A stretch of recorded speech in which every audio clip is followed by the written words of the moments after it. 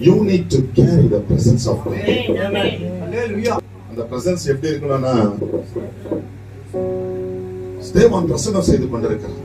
சூழ்நிலை ஜனங்கள் கல் எடுத்து நிற்கிறார்கள். ஆனா அங்க இருக்கிற ஜனங்கள் அப்போஸ்தலர் 6ஆம் அதிகாரம் 15ஆம் வசனத்தை சொல்லுகிறது, அவன் தேவதூதன் போல கண்டார்களா. அப்போ அவனுடைய முகம் தேவதூதன் போல கண்டார்களா. இன்றைக்கு நீங்க எப்படி ஆத்துமாக்களை ஆதாயப்படுத்துவீங்க? இந்த பெங்களூர் பட்டணத்துல ஆத்துமா ஆதாயம் அவ்வளவு சுலபமானதல்ல. எவ்வளவு வருஷம் ஊழியம் பண்ணாலும் ஆத்துமாங்க வரமாட்டாங்க. எப்போ ஆத்துமாக வருவாங்க சொன்னா, உங்களுக்குள்ள இருந்து இயேசுவை ஜனங்கள் பார்க்க வேண்டும். அவனை பார்க்கிற ஜனங்கள் தேவதூதன் போல கண்டார்கள். அல்லேலூயா. அதுதான் வசனம் சொல்லுகிறது. ஏசாயா 60ஆம் அதிகாரம் 1ஆம் வசனத்துல, எழுந்து பிரகாசி, அகத்தின் அழகே. ஆமென். அதாவது மேல் நோட்டத்தை பார்த்து ஆண்டவர் தீர்மானம் பண்ணவில்லை. ஆண்டவர் உள்ளத்தை பார்த்தா தீர்மானம் பண்ணார். அகத்தின் அழகை எப்படி நீங்க உருவாக்குவீங்க? அகத்தின் அழகு எப்படி வரும்னா ஜெபத்தினால வரும், வசனத்தினால வரும். நீங்க வாசிக்க வாசிக்க ஜெபிக்க ஜெபிக்க ஜெபிக்க உங்க முகம். எங்க டாடி சொல்வாரு, நீ மோக்கால ఎంత నల్లబడతాయో நீ மோக்கால அந்த தெல்லபడతాయో. ஹalleluya. எங்க டாடியோட பர்த்டே. எங்க டாடியை பத்தி ஒரு வார்த்தை சொல்லுகிறேன். எங்க டாடி ஒரு ட்ரெயின்ல பிரயாணம் செய்து கொண்டிருக்கிறோம் ஜான் ஆஸ்டின் சர்ச்சுக்கு, அந்த ஹைதராபாத். ராத்திரி நாங்க படுத்திருக்கிறோம். காலையில சொல்றாரு, 2 ஆத்துமாங்க ஞானஸ்தானத்துக்கு ஒப்பு கொடுத்து வச்சிருக்கிறார். நைட்டு பிரயாணத்துல காலையில வந்த உடனே 2 ஆத்துமாங்க ட்ரெயின் ஜெர்னிலேயே மனம் திரும்ப வச்சு ஞானஸ்தானம் இந்துங்களை கொண்டு வந்திருக்கிறார். அல்லேலூயா. அந்த மாதிரி ஒரு வைராக்கியமா வாழ்ந்த ஒரு தெய்வ மனிதன்.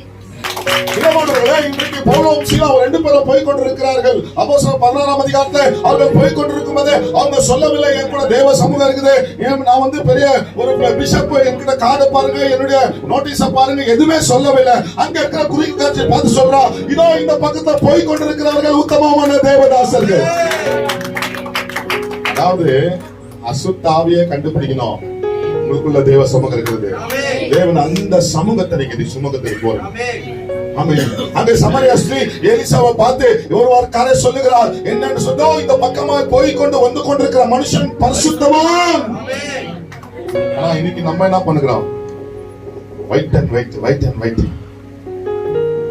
ஒரு பிரதர் நரகத்துல பார்த்து, பிரதர் நீங்களும் நரகத்துல இருக்கிறீங்களா? சர்ச்சில் wait and wait, wait and வெயிட்ல வருவீங்களா பாஸ்டர்?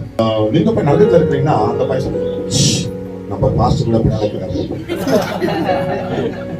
அல்லேலூயா.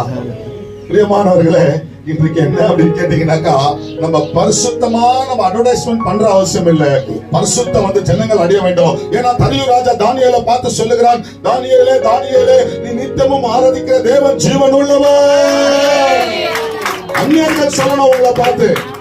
அந்த சமூகத்தை நீங்க சுமந்து கொண்டு போக வேண்டும். அந்த சமூகம் இன்றைக்கு உங்களோட கூட சென்று போகிறது. யோசுவாக்கு சொல்லுகிறார், ஏன்னா மோசையோட இருந்தது போல நான் உன்னோட கூட இருப்பேன். நான் இன்றைக்கு உனக்கு முன்பாக செல்லுவேன். தேவ சமூகத்துல மிகுந்த சந்தோஷம். ஏன் பாருங்க, தேவ சமூகத்துல எப்பவுமே ஆனந்தமா இருக்கும்.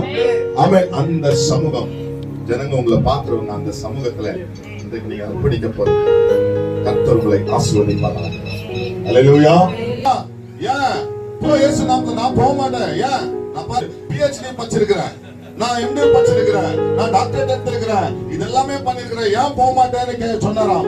அதுக்கு அந்த பேய் சொல்லுச்சா, உங்ககிட்ட PhD இருக்குது, சர்டிபிகேட் இருக்குது, டாக்டரேட் இருக்குது, பிஷப் இருக்குது, கார்டினல் எல்லாமே இருக்குது, ஆனா அபிஷேகம் இல்லையே. அல்லேலூயா.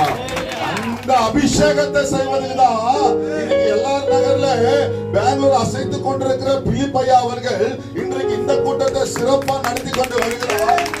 நம்முடைய எல்லா பாஸ்டர்கள் சார்பாக அவங்க ஐயாவுக்கு ஜோர கரங்களை தட்டி. இந்த மாதிரி கூட்டங்கள் மிகுந்த குறைவாய் விட்டது. நேற்று கூட ஞானஸ்தான ஆராதனை, இன்னைக்கு அபிஷேக கூட்டம். இதுதான் உண்மையான எழுப்புதலையா? ஊழியக்காரர்களை உருவாக்கி இன்றைக்கு அவர்கள் அபிஷேகம் பண்ணி அவர்களை அனுப்புகிறார்கள். ஆமென். ஹல்லேலூயா. பிரியமான சகோதர சகோதரியே, இன்றைக்கு பிலிப்பையாவை குறித்து நான் 2 வார்த்தைகளை சொல்ல இஷ்டப்படுகிறேன். அவர் அபிஷேகம் பண்றது மாத்திரம் அல்லாம நீங்க எல்லாம் இருக்கணும். நீங்க எல்லாம் அவங்க பிஸில அவங்க நல்லா இருக்கிறாங்க. எல்லா ஊழியர்களும் அவங்க பிஸில இருக்கிறாங்க. பாருங்க, சென்னையில இருந்து 12 பேரை வர வச்சிருக்கிறாருடா. ஆமென், ஹalleluya. ஆத்மக மோதசை நான் பார்க்கவே மாட்டேன். இன்னைக்கு ஒரு டைஸ்ல பாக்குறேன். ஜோர கரங்களை தட்டி இதற்காக தேவனாமய நன்றி கொண்டிருக்கிற தேவதானமய சூப்பர், ஹalleluya.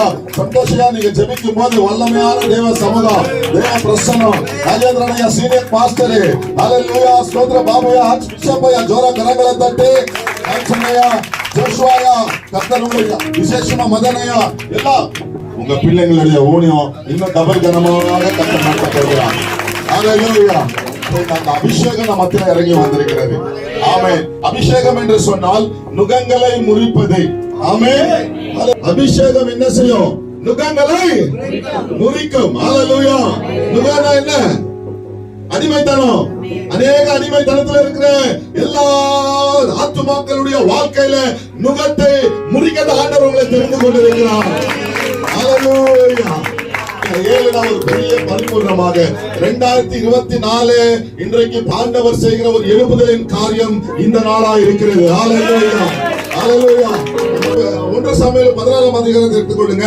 1 சாமுவேல் 16ஆம் அதிகாரம் 1ஆம் வசனத்தை யாராவது வாசிங்க. கர்த்தர் சாமுவேலை நோக்கி, இஸ்ரவேலின் மேல் ராஜாவாய் இராதபடிக்கு நான் புறக்கணித்து தள்ளின சவுலுக்காக நீ எந்த மட்டும் துக்கித்துக் கொண்டிருப்பாய்? நிறைய சவுலுங்க போயிட்டாங்க. கரெக்டாயா? அந்த சவுலை புறக்கணிச்சு தான் ஆண்டவர் தாவீதை தெரிந்து கொண்டிருக்கிறார். விசுவாசிக்கிறீங்க?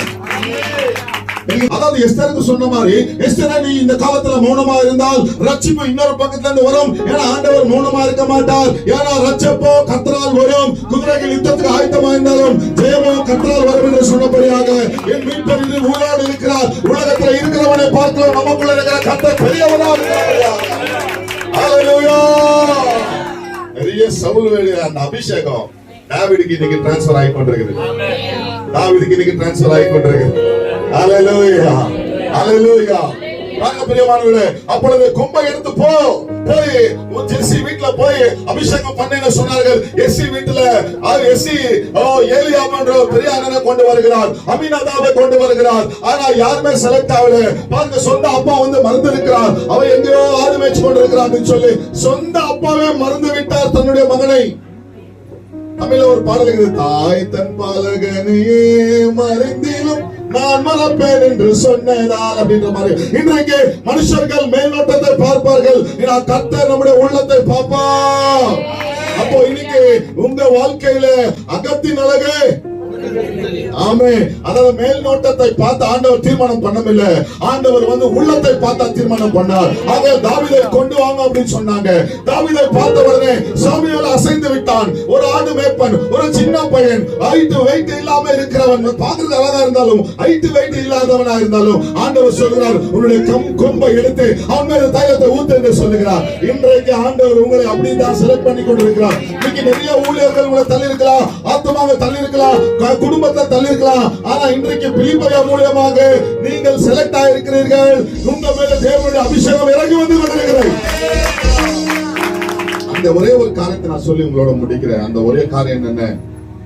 இன்னைக்கு நீங்க என்னுடைய ஒரே ஒரு காரியம் என்ன அப்படின்னு கேட்டீங்கன்னா, you need to carry the presence of God. தேவ சமூகத்தை நீங்க கொண்டு போகணும். ஹalleluya. ஏன்னா என்ன பிரஸ்தாபப்படுத்துகிற எந்த எழுத்து இறங்கி வந்து நான் அவர்களை ஆசீர்வதிப்பேன். நான் இதோ யாத்திராகமம் 34:10 சொல்லுகிறது, நான் உன்னோட கூட இருந்து நான் செய்யும் காரியம் பயங்கரமா இருக்கும். ஏன்னா உன்னோட கூட இருந்து நான் செய்யும் காரியங்கள் பெரிதா இருக்கிற ஒரு புதிய காரியம் செய்வேன்.